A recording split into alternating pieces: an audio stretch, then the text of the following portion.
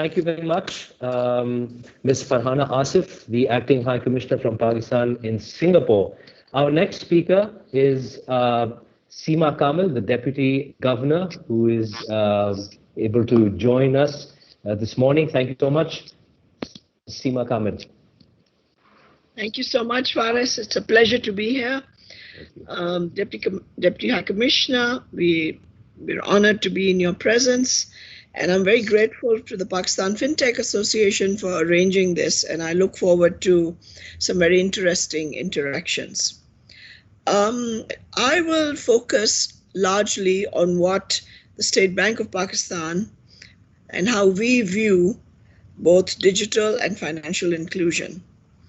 Obviously, it's very clear to everyone that there is a major role for FinTechs, RegTech, subtech, and all the other aspects of this. But I would like to start by talking a little bit about the Pakistan context. As most of your participants would know, we are a very large country of 220 million plus people, and most of the economy remains cash-based. This is a major concern because it is hampering not just financial inclusion, but also the development of the documented economy and therefore our economy as a whole. So that's very important to us, and we need to change this, and we need to change this fast if we are to keep up with GDP growth and to make our economy viable. Secondly, we are a very young population, and not just young, but despite many challenges in education and literacy, they have adapted to mobile technology and digital far more than perhaps we could have anticipated. And literacy does not appear to be a major barrier to that. Secondly, of course, we have the rapid growth of mobile phone usage and low-cost internet services. And finally, there is almost an explosion in social media platforms, and linked to that, the provision of payments and financial services. So the role of the state bank as the central bank is regulator and enabler, but we must also change, and change fast. So that's the overall context of what I would like to talk about. The role of the state bank, earlier on in 2015, we recognized that we have to move in this direction. So we had 6 major strategic roles, and 2 of those were to do with this area. One was the development of a modern and robust payment systems, and second was to increase financial inclusion. And financial inclusion only starts with a bank account, and then it moves to payments, which is of course critical. But then, of course, there's a whole room beyond payments where we actually give our population what they need from the financial sector, which is savings, loans, and meeting their everyday needs. So that's really the roadmap for financial inclusion as we see it. So having decided that, we also set up a national payment system strategy in collaboration with the World Bank, which set out the roadmap for us so that we would follow international standards and best practices and develop a safe and efficient and inclusive system for the country. The main pillars of this were developing interoperable and digital payment infrastructures, to provide an enabling legal and regulatory environment, to ensure the security of digital payment channels, and finally, to learn to experiment with new technologies and fintechs. The first and most important foundation that we are laying for that is our faster payment system called the Micropayment Gateway, or MPG as we call it. We have a number of use cases for this, and we will hopefully launch our first one, which is to do with bulk payments from government to people, that is G2P, in January. But it has a very ambitious agenda to go to, for instance, instant settlement of funds, API management gateways, and push payments. We hope, despite all the challenges that COVID is facing with our vendors and so forth, to be able to complete this journey within 18 months to 2 years. And we have an ambitious roadmap, but we believe that this will usher in a new era into this country. We've also taken steps to include non-bank technology-based companies in our regulatory framework and issued rules for payment system operators and service providers. And a number of sound players have entered this space and are now quite well established. For example, OneLink or NIFT. Earlier last year, we issued electronic money institution regulations to give an opportunity to new fintechs to enter this space and to offer innovative, user-friendly, and most importantly, cost-effective digital wallets in the country. The process that we are following with that, because you will understand that we have to remain careful, is to give an in-principle approval, followed by a pilot approach, and then finally commercial launch. And our aim is to remain collaborative with them, to work with them so that any risks are handled and any issues that we need to support them, we provide the needed support. We've also issued regulations for digital onboarding of merchants and standardized the issuance of payment QR codes in November of last year. All of this is to simplify the digital onboarding process for small merchants and to include them in the financial system. We've also been perhaps a little bit controversial and a little bit disruptive, which seems to be one of the words that's very important in this space. So one thing I would like to talk about here is that post-COVID, we decided, and earlier a little bit before that as well, to encourage the use of digital funds transfer. The State Bank instructed banks to waive all charges on online fund transfers. The reaction has been tremendous. The growth that we have seen, for example, in the since February-March 2020, we used to have 190,000 transactions per day.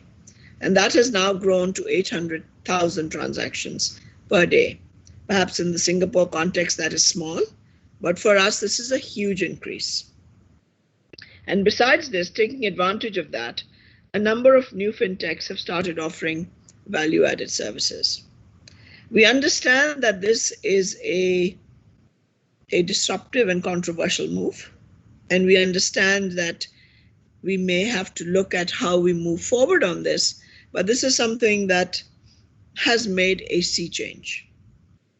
During the last 4 quarters, the number of registered mobile phone banking users have increased by 3 million to reach about 9 million users. The number of mobile banking transactions has reached 104 million, valuing 2.3 million rupees to 866 billion, with about 63 million users. So this is a dramatic change for us, and this is something that we hope will continue. Transactions on e-commerce portals through payment cards have also increased, with e-commerce merchants processing 12 million transactions compared to just about 6 million in the previous year. Recent data, as early as ending in September 2020, shows that digital payment transactions have increased by 23% in Pakistan. Another very important example during COVID was the social safety payments that the SARS program is doing for the very poor in this country. And those disbursements were made to 12 million households. So that is a lot of people. If you think of an average household in Pakistan, it's 5 to 6 people. All that was done due to the branchless banking network of agents and interoperable digital payment infrastructures. So while all this is going on, I think it's important now to understand how we are going to move forward in all of this. And when I talk about moving forward, I think it's very important to understand that the first and most important thing is that technology, from my experience in commercial banking, in some ways, technology is the easy part. The more important part is to change the organizational, and that is a cultural and managerial challenge, which I have seen in my experience. So the first thing that we have done, the very first step that we have taken, is that we have internally reorganized the central bank. So we have put a cluster, as we call it, which I have the honor of leading, which will put what we call our underserved segments, which is agriculture, SME, women, housing, all of those, along with another stream, which is the payment services department, to ensure that we work together, because the linkages are critical for the country, and our aim is, in the end, inclusion. And so we've put those two together, and we're now in a very exciting phase that we're going to be developing a vertical for innovation, a regulatory innovation, and to bring in the various aspects of this, and we are working on how we can do it in a sensible manner. The second primary objective for us is to safeguard against the many risks that exist in technology, known and unknown. So that's going to be something that remains and will remain extremely important to us. The third thing that we're going to do is to encourage new entrants and experimentation. And that is why meetings like these, where we hear from the best, and I know we have the legendary Mr. Mohanty speaking after me, and I'm really looking forward to that, because that is where we will start to begin to learn how in our context we can move forward with experimentation and with the new entrants. And the last aim that I see for us is to push the incumbents. So the incumbents are, of course, our banks, and of course now even the telcos. And we will have to work to ensure that they are pushed outside of their comfort zones. They have large pockets.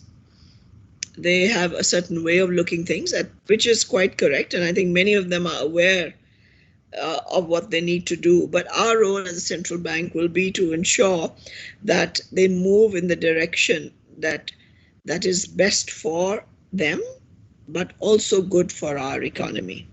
So I think that is really what I wanted to talk about, to set the scene for what we as a central bank are trying to do. It's a very exciting journey. We've taken some very exciting steps. We are seeing traction, which is, again, very exciting for us. And so now as we move ahead, it's going to have to be collaborative, and how we balance ourselves as a regulator and an enabler. So I'm very thankful for this meeting, that we hope we will learn more. And I look forward and wish you a very good meeting today. Thank you so much.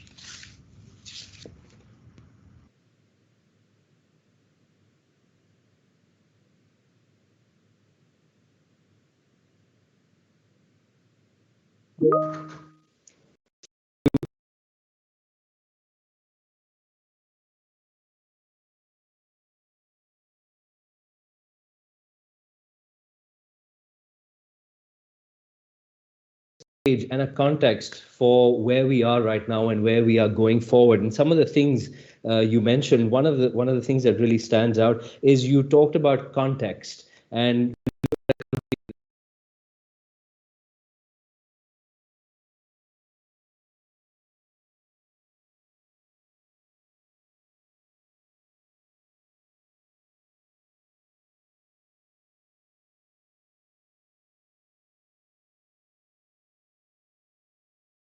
place, how the various independent entities step in with their offering. And very importantly, another thing that you talked about, that tech is easy, but the challenge comes with the human element, and that is extremely complex. That comes from our acceptance and usage and adoption as well.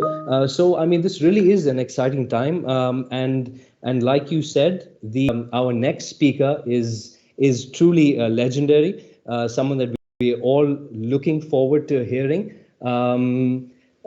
It is my pleasure to present our next speaker, the legendary Mr. Mohanty. I believe he has logged in, and no, we do have a recording.